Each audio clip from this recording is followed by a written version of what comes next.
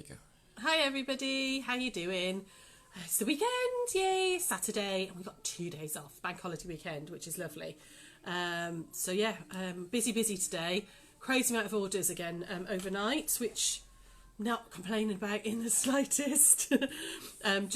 Really nice. So Sarah and I whipped through them today as well. We were like a well-oiled machine this morning. We got them all done nice and quickly. So how's everybody doing? Who's there? Who's coming online? Waiting for people to come. Oh, we got Catherine. Hi, Catherine. Marilyn. We got Marion. Marilyn, Sheila. Ah, cool. Fab. Hi, guys. Hope you're all okay. It's a bit dark today, isn't it? The weather's changed really bizarrely. It was strange. Got dressed this morning. I was pootling around and everything, just before I went over the shop. Went into the bathroom and it was absolutely tipping down. Sort of closed the bathroom window quickly because the rain was so heavy. By the time I got downstairs, went in the kitchen, it stopped like that. It was bizarre. It's really stopped, but it's just started raining here again now. It's definitely not a good... It's bank holiday, isn't it? So of course it's raining. Of course we're going to get some rain. Right, couple of little things just to go through. So we're going to do the improv placemats, which I'm going to go through in a moment with you today. But Sian will have put out I believe I saw it this morning, a new list of what's happening next week. So that's all gone out this morning. So obviously there's not a class on Monday because it's bank holiday. Tuesday we've got some crochet. I did all this yesterday. Wednesday we're going to do a double block. Thursday I'm at Hachanda, so Sarah's going to do some Prairie Stars. And then Friday I'm going to do some red work, and then Saturday we've got a big sale. So that all went out this morning, so you should all have had that on our Facebook page. Also we're going to start another raffle, so that will be on sale from tomorrow, so keep an eye on the website. I think it's lucky numbers this time, so you've just got to choose a number, buy a number, exactly the same as last time, £5 a number, and it'll be a £200 prize again. I've put together a really lovely prize. So that will go on from tomorrow. So it's not there now. It won't be live till tomorrow. Okay. So but that'll give you an excuse to have a little look at the website tomorrow. So what we're going to do is we're going to do some improv placemats. Okay. I call them improv, but really I suppose it could be scrappy, because all I'm doing is using up ends of things that I've got lying around. I was quite lucky that I've done kind of in a colour theme, but you could make them completely scrappy. Okay, so I'm going to show you two different little designs. So I actually saw on Midnight Quilts at Angela Walters, and she does a free pattern as well, although there is a pattern for my version as well, which will be on the website. It's a slightly different design, but I like the way she did it, so I kind of took her technique and have come up with my own patterns. So I've got two to show you. So this one's sorry guys, we think Drew's toy is broken. We were just talking about it, that we were going to send it back because it just gets warm there. I don't know what's going on. It just gets it does it about 10 minutes and then that's it. It goes. So he's not happy because he does love his toy. So it's brilliant gadget, but it's stopped working the last couple of weeks, which is not last couple of days, which is not good. So I've got a couple of designs here for you. So this one's all nice and bright and cheerful, and I had some rainbow jelly roll strips, little bits, this sort of size left over. So I've done a little placemat. I haven't done the binding on them yet, so they will eventually look like that when I do them. You could take this kind of theme and run with it. You don't have to be so regimented with your colours. I'm going to show you, I'll give you the sizings and of all of everything. But I've gone with a black and white because, again, I had some left over in my scrap bucket with all these bright colours in the centre. They come out about 12 by 16, which is a decent size placemat. And I just think for, particularly when the sun's out and we can sit in the garden, actually having a placemat on your patio table just to, when you're eating outside, it's just a bit nice, a bit bright and fun. And then I've done a slightly different version like this, with a slightly more subdued. So this was the Moda Stiletto jelly roll that we had on a chanda. These were a few left over from the sample, but we have got more of this jelly roll. So if you wanted something a little bit more subdued and elegant for your dining room maybe, or even for your garden. Okay, so I've done 2 different designs, and I'm going to show you how to do both. So we're going to do this one kind of in full, and then I'm going to show you how to get this sort of zigzaggy thing as well. Okay, so before we start, who's there? Who's about? Who's saying hello today? Nikki says hi, both Sarah and I just finished off a pair of scrubs. Oh, cool, well done. Sandra says it's been over-rushed. No, not fit for purpose. I don't know if I missed something. Or maybe you missed a comment. Maybe that's an answer to something. I can't find it. Oh. Strange. Never mind. Carolyn says the grey one looks funky. Yes. Yeah. Thank you. It's it's just some ideas for using up your scraps, because we all end up with these little bits left over. You could do this I've done a bigger one here as well, because I was playing with the sizing, but I felt that was too big for a placemat. But actually, it would be okay for like the centre of your table for putting bits on. And I used more colours in this, but it did come out way too big for individual placemats, so reduced it down.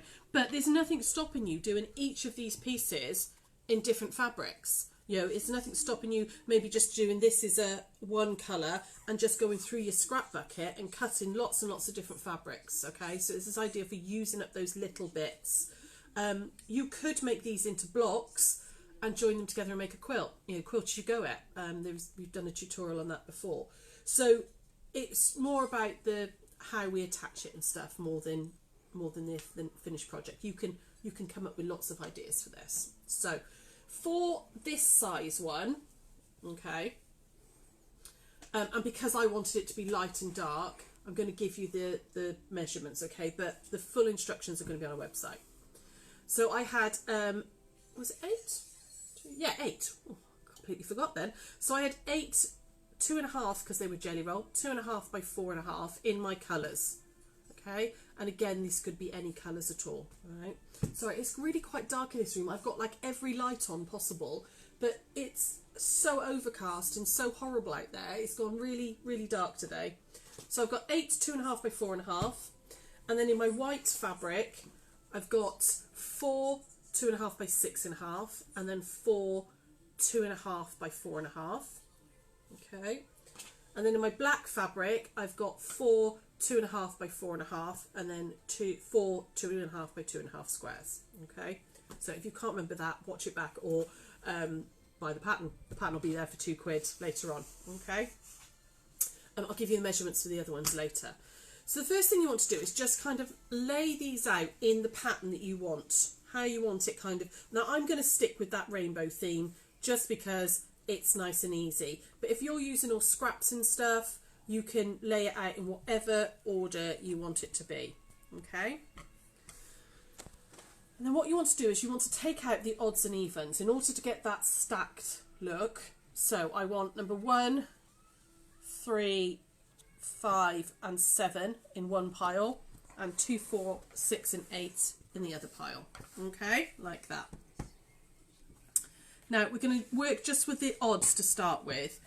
And on the odds, we're going to put one of the 2.5 by 6.5 on the top of each one. Okay, so I'm going to whip over to the sewing machine, and we're going to do that.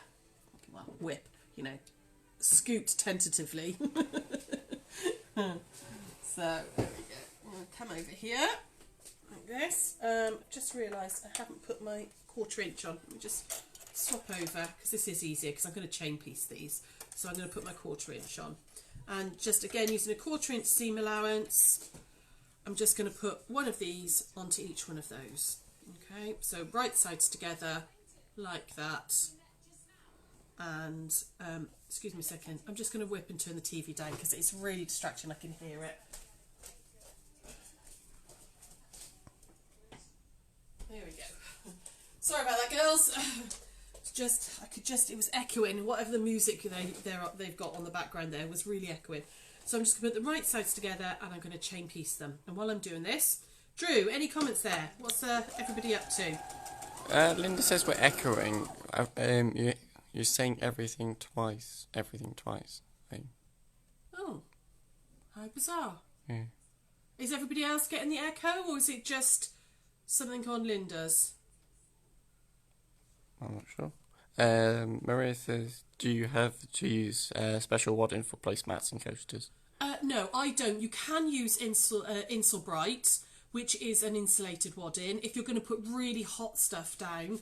But I've made placemats like this before just for my table, and it's absolutely fine. If you're maybe making a centerpiece, I'd use, to put really hot stuff on, I would use Insul Bright. But no, we're just using standard 80/20. It's fine, particularly if it's for the garden, because you can just chuck them in the washing machine and it's all good. Okay, so I'm just going to do this little bit of stitching. So has anybody got any plans, and what's anybody doing? Anybody going to talk to me today? Well, no one else has got any echo apparently. But... No? Sorry, Linda, I don't know what's going on there. You'll have to excuse me, I'm still very sneezy. The wind is just making the pollen horrendous, so I am very mega snuffly with my hay fever. Okay, so I'm just going to Oh, none of those sewed. Why didn't that sew? The first one did. No, it didn't. Sorry, 2 seconds, ladies. I sewed on this literally 2 seconds before we came on air, and now it's come unthreaded somehow. Don't you just love it? Machines. I think this poor little machine is just had enough. He's like, you use me too much, I can't cope. There we go. Let me try that again. Let's try that again. I think I'm finally going to get my hall decorated this weekend. I'm hoping he's going to start it. Oh, there we go. I've got stitching now. Which would be nice, because it really does need doing. It just needs doing. I haven't done it for a little while, and it's in need of freshening up. So I'm hoping that that's going to get done today, this week. Oh, hang on, I'm missing one now. Where's it gone? There it is. That was the back. So I've loved seeing some of your works in progress as well. Your oldest, unfinished objects. We've had lots and lots on the challenge post, and yeah, it's been really nice to see, actually. There's been some really amazing stuff there. So, and I think sometimes it's nice is to look back on what you have done, to see how far you've come as well, how much your work might have changed. Let's just get rid of that really long thread. Okay, so any comments there when I'm just pressing out? Sheila says she's doing some red work. Ah, nice. Natalie Ellis is sorting out pre-cuts for a disappearing 9 patch. Ooh, cool. Jenny said we will need to dig the Irish circles out. Oh, we're going to dig that out, are you, and have a little go at that? Fab. So, you want to press this towards the coloured fabric. Because I'm using white, you don't necessarily want to see the seam, so I'm going to press it towards the coloured fabric. So I'm going to set the seam like that, and if I have it on top, if I have the colour on top, when I roll it back, it's pressed the right way. Okay, so I'm going to do that on all of them, like that. There we go. Okay. And then on the bottom of these, so I've got those 4 done. On the bottom, I want to put the little 4 2.5 inch squares. Okay, so they're going to go on the bottom, so you're going to end up with some nice strips. So, but like I said, your colours could be, to match your room, to match your garden. Every strip could be completely different. It doesn't have to all be the same. Okay, so I'm going to... Sandra Hatton says I'm going to do my paws. Don't know whether I should put a cream cornerstone between each block. Ooh, yeah, that might be nice. Yeah, no, I like that idea. That might be nice. I think that works really well. Because I know the quote you put on the other day. Yeah, go for it. Put a little cream cornerstone. Tombstone is I always call it, because it got stuck in my head. Now I can't cook. Now I don't think about it as cornerstones. Stitch down these, just add these ones on. Nearly put that one on the wrong side then. There we go. Okay. Then that one, and then the last one. Okay. There we go.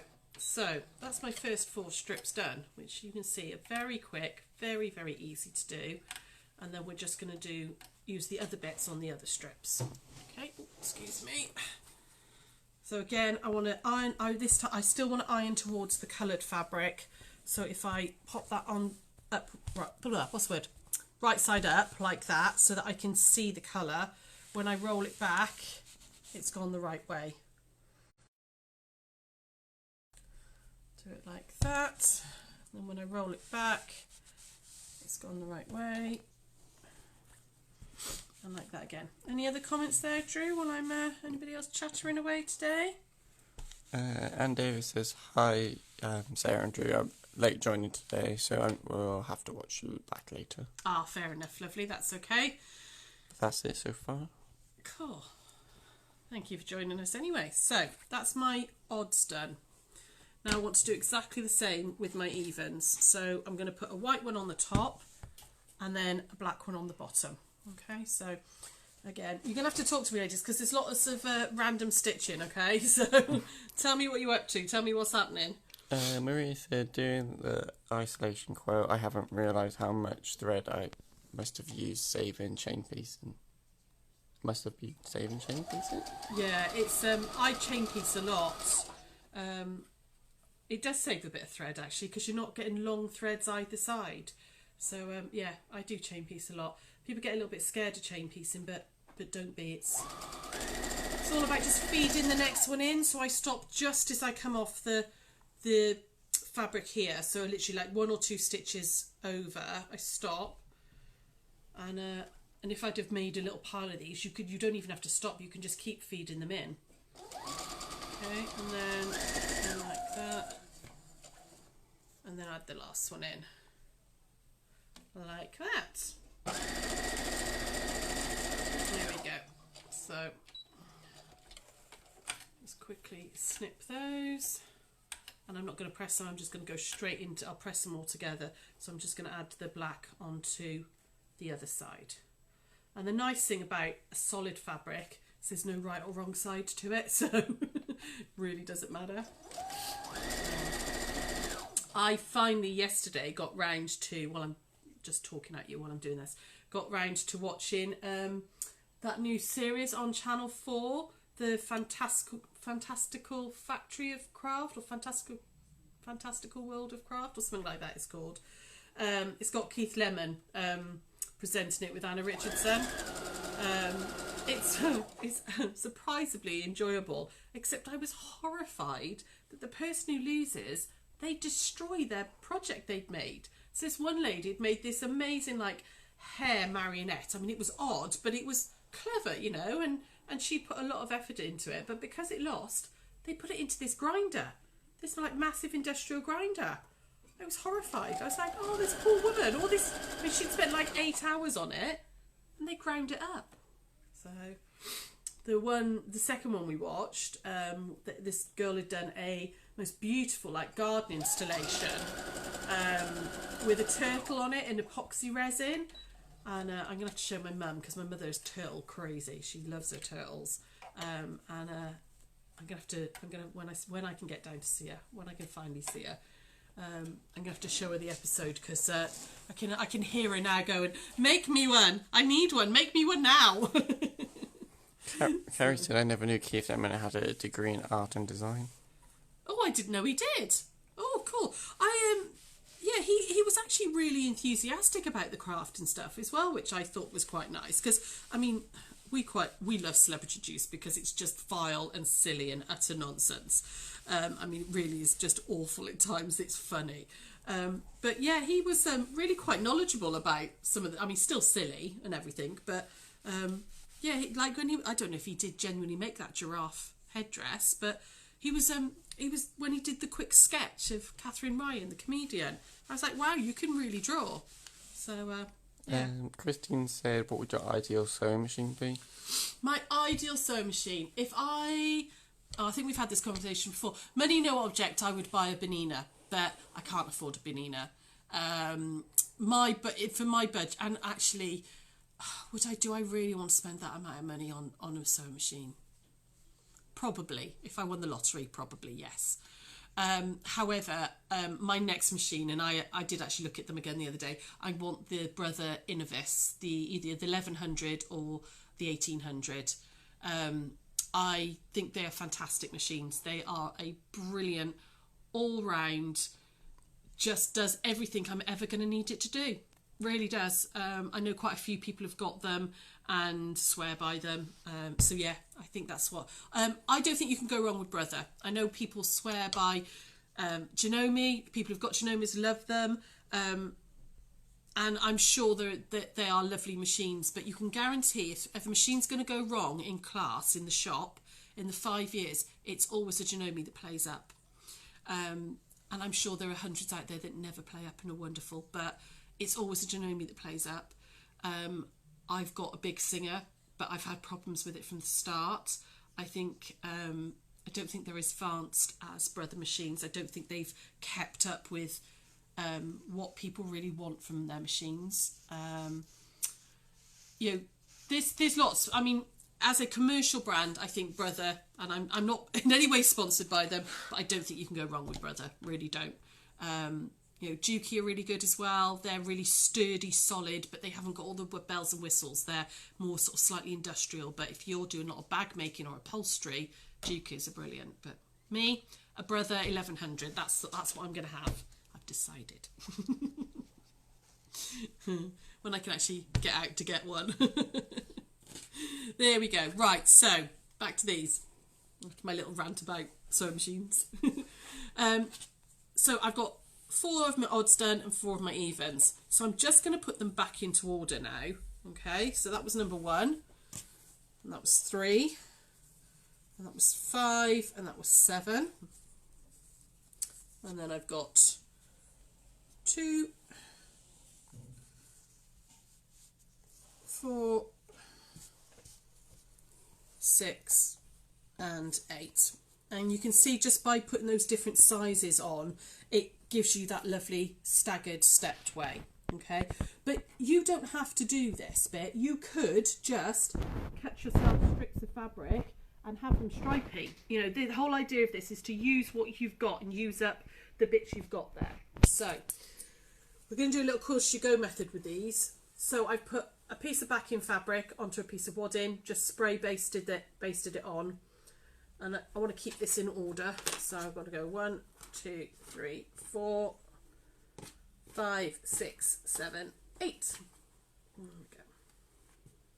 I want to put number 1 on right over here on the left hand side. Obviously leave a little bit. I've cut the backing and the wadding just slightly bigger. Okay, and we're going to pin that into place. I'm going to pin him, try and keep him nice and straight, and just pin that down. And we're just going to do like a stitch and flip, course-as-you-go design. Okay, so this one is going to go here, and I'm going to go right sides together. Now there are no seams to match either. You haven't got to worry about nesting or anything like this, because it's all staggered. All the seams are staggered as well, so these are mega simple. JK says, why did you press towards the colour, not the black? Because I did it on the white so that I didn't see it, and on the black one I did it because I know it's an odd little thing, but this then creates a little ridge. So when it's on the placemat, these look slightly like they're slightly more 3D. I know that seems really odd, but even though you press it flat, if I'd have pressed it that way, I've got that as a ridge there because it's being pressed here, and that as a ridge here, which is fine. You could do that. I just kind of like it when the ridges are, this is making this slightly more prominent because they're both being done like that. Hopefully that makes sense. It really makes no difference. Really makes no difference. It was just a little thing that looked better, aesthetically, looked better to me. Okay, so I put them right sides together like that. Okay, and then I'm going to just pin that into place, and we are going to stitch all the way down. Okay, we're going to stitch down this edge here, down here. Now, I wouldn't use my 1/4 inch foot for this. I'm going to swap it over. And the reason I wouldn't use my 1/4 inch foot is because the little guide will catch in the wadding. Okay, and it just gets really annoying. It's really annoying. It can stop the stitching and gets really all tight and everything. And also because I'm sewing through wadding, I would go up to about a 3.5 as well. All right, I'm going to stick with a 3 on this one. So I'm going to just whip over here a second. I'm going to change my foot, so I've got my normal foot on. Now, I'm lucky on this machine that I can do a 1/4 inch either side. So if you can only do your 1/4 inch from this side, you just want to roll this up, okay, so you can get it in. But I can do a 1/4 inch from both sides. So let me just move that out in a second. So I'm going to do it so I'm measuring a 1/4 inch from here. Okay. There we go. And like I said, I'm going to go up to about a 3. And then I'm going to turn it, and I'm going to just stitch down really simply down this line. Okay. Now you could put your walking foot on for this, absolutely. In fact, if I had a walking foot for this machine, I would put a walking foot on, but I don't. So because that's the case, I need to get one. I'm just going to realign it, because can you see that this one's walking just a little bit already? Even though I pinned it down, that fabric is a little bit baggier. That's because I haven't got a walking foot on. So you can do it without a walking foot, absolutely, but you just want to just go steady and realign it as you go, if that's the case. Okay, there we go. I'll just realign that like that. Okay, so actually this is a really good example to show you the difference that something that happens when you don't use a walking foot. So when I open this one out now, can you see, ladies, the difference between this one and this one now? This one has walked that much further on the top. They started out at the same length, but it's walked that much away. Okay, that's because I haven't got a walking foot on. It doesn't matter. It's a placemat for me, so it doesn't matter. I'm just going to give that a very, very gentle iron. We normally say don't iron wadding too much, but with these, you do want to just iron out, or a seam roller. Seam roller would work as well. Okay, any questions there, Drew? Any comments?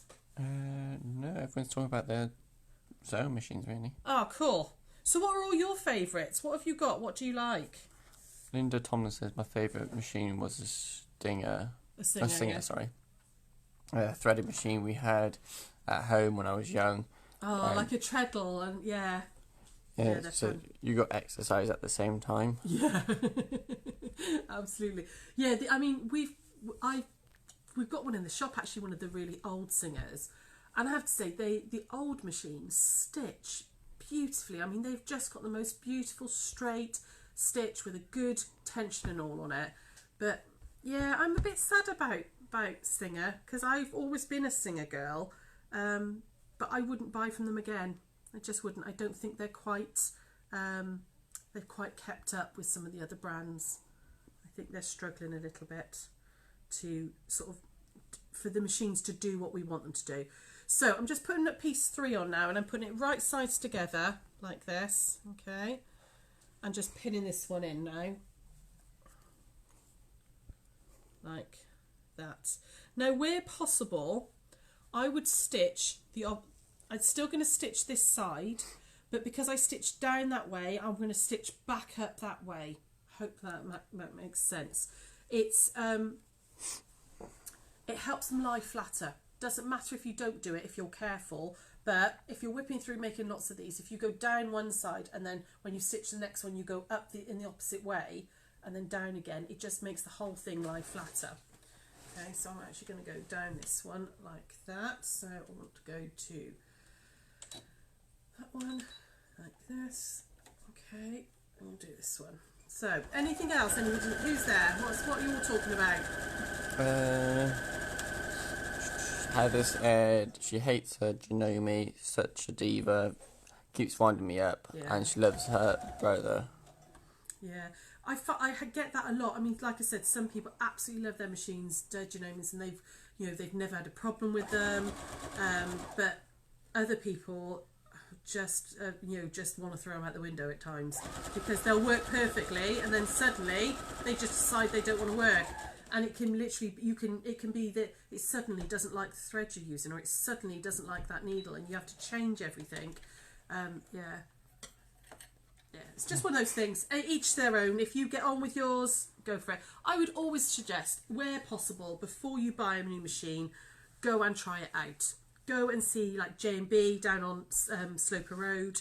something like that, somewhere like that. They're in Newport as well. Go and see your local machine stockist and go and try and sit and play with some of the machines. A good machine stockist will allow you to do that, and if they don't buy from them, frankly, because there is no reason they shouldn't let you have a little play on the machines. See what suits you. See whether you like where the buttons are and all that sort of thing. You know? So I'm just going to carry on. We're just going to add on each one like that, okay, in order. And I'll just do a couple more just so that you can see kind of the finished effect. And of course, as we're stitching them down, it's going through and it's quilting through to the back. So I did do some extra quilting on them. You can play, and because they're little, they're really good to practice your free motion quilting on, or some different designs where you walk in foot. You know, have a little play with them. So this one I want to go this way, so that I'm just alternating that stitching. Oh, I tell you what, my words aren't great today. Can't get my brain to connect to my mouth, which, you know, it's not good for me. So, who else is there? What else is going on? Anybody chattering about anything? They're all talking about their sewing machines, really. Yeah. Derek said, all my machines are brothers, had a silver viscount, tried a butterick, oh dear. Oh, right, yeah, butterick one, yeah. And then had a stinger, it went on fire. Exactly. Oh, no! Oh, good grief. Yeah, you don't want your machine to burst into flames, do you? So, yeah, it is, you know, it is personal preference, but I have to say, brother, I can't fault them. I genuinely can't fault them. Any machine, and there'll be people out there go, oh, I had a brother and it was horrendous. I'm sure it was, love. You know, I'm sure it was, because there's always the odd one that you get, you know, a dodgy one. But yeah, it's just go. Yeah, you just got to go and have a play on them, I think. Christine says, so when are you going to stock machines? When are we going to stock machines? Oh, we're not going to stock machines, love.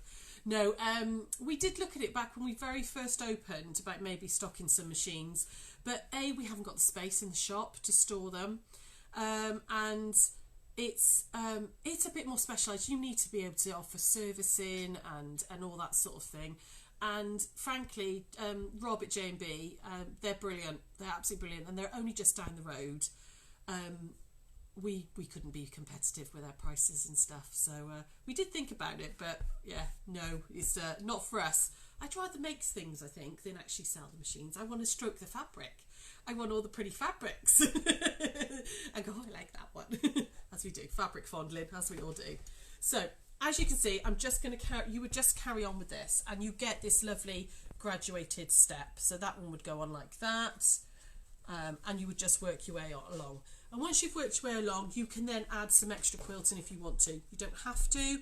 I just, with these ones, I just did some like up and downs on there. Just put the edge of my foot and round like that. Okay. Like I said, that one was way too nice. A bed cover almost. Super simple, really simple. But play with the colours. Play with your box of scraps. Make them completely random. Just maybe pull out, you know, if you've got a colour theme, maybe just like pull out all the blue scraps. And it doesn't have to have colours either side. It could just be that each one of these is a different blue. Okay, really simple to do. Once I'd done the whole thing, I would then just square them up, cut off the excess wadding and bind them, which is just like a mini quilt. That's basically what it is. It's a mini quilt, really. This one here. So I will just quickly go through how I got these zigzaggy bits. Okay, so I cut strips of so I had, again, lots of jelly roll strips left over. So I just did them into two piles. So I had darker ones and lighter ones. Again, doesn't have to be dark and light. I could have alternated these. I could have gone light, dark, dark, light, you know, like that. Your design, play with them. You know, play with them, see what you can come up with. The top ones, whatever I was decided I was going to have on the top, were 8-inch strips, and then the bottom ones were 6-inch. Okay, and what I did was literally just joined them diagonally. So I'm not going to cut this one down because I want to use these for more binding, but I'll show you how I did it diagonally. Okay. So I have my longer 8-inch one, like this. Oh, sorry, like this. Okay. Sean said you've lost sound. We lost sound, have we? Not sure. Everyone's saying, oh, Jenny's saying we've lost sound. Oh. Not sure why. What's happened? Can you not hear me at all? It sounds gone muffled. Have you got your finger up? Have you got your finger over the microphone? The microphone's at the bottom, I think. Have you still got no sound, ladies? Oh, it's back now. It's back now. Sharon says it's back now. Sound's back. Yeah, Sean says it's back. Oh, right, okay. Cool. Weird. Very strange. Sorry, girls. We're going to try and get Drew's little toy sorted because it's so much better for the filming, but we're not quite sure what's happening. I'm going to have to send it back. Yeah. So, sorry, I'm going to do this right. To get the little zigzaggy bits, we're going to put my 8-inch piece like this. So I'll do it towards you, okay? So I'd like, if you're looking at it, I'd have my 8-inch piece, the longer piece, the top piece, like that vertically. And then I would put this one across like this. Actually, let me use the other. Oh no, it doesn't matter. They've both got the selvage on. So pretend the let me just cut the selvage off and then it'll line up better. Okay. Like that. And you pop those like that. So I've got it going out towards the right. Okay. And pop a pin in just to hold them in place. And it's just how you join diagonal binding. You do exactly the same like this, but because we've got a colour difference, then if I grab a Frixion pen, there we go, like that, and you're going to draw a line across like that. So from this side here, from the top left to bottom right. Now remember, I'm doing this towards you, okay? So this is as you would see it, like that. I'm then going to stitch down that line. Okay, so I will just stitch down that line quickly for you. There we go. And I'm stitching directly onto the line, okay? Like that. And I'm sure you guys have all seen this before anyway. I'm not going to cut it off because, like I said, I wouldn't... Well, actually, it doesn't matter because if I'm going to use this for binding... Marie said I lost a chunk of white fabric last week. My daughter threw ketchup and mustard on it for a school art project. Oh, oops. It's for a school art project. Oopsie daisy. There we go. So then when I iron that one out, you've got that little diagonal join, which,